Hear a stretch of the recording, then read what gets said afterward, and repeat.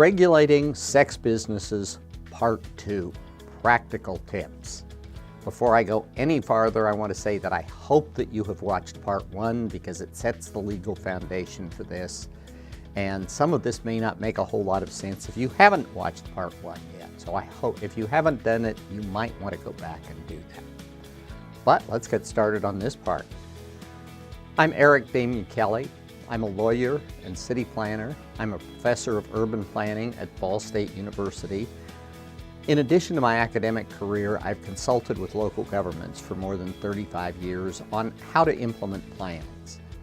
And about 25 years ago, I got involved in the intersection of the First Amendment and local land use regulations. First dealing with regulations of signs and billboards, and then late in the 1990s with my friend Connie Cooper dealing with issues related to sexually oriented businesses. So what I'm talking to you about today comes from a good bit of practical experience, and I think you'll see that as we go through these practical tips.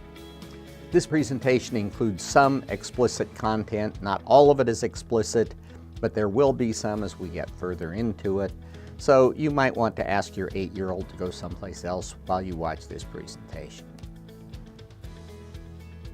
Part 1 of this 2-part lecture was on legal principles to give you the foundation for this. The program in this lecture gives you an introduction to the types of sex businesses that have constitutional protection, talks about some other businesses that are related to sex but that don't fall in that first category, offers some tips on selecting appropriate zoning districts for sex businesses. That's at the core of what we're talking about here.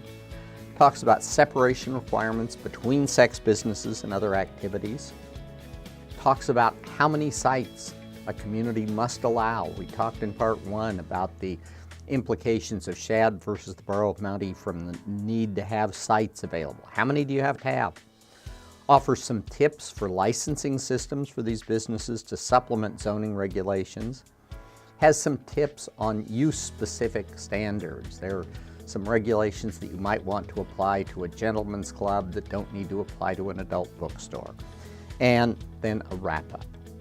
There are some references to case law in this presentation that are very brief. You'll need to go back to Part 1 of this 2-part lecture for more discussion of specific court decisions. And that concludes this chapter. In Chapter 2, we'll get an overview of the sex businesses.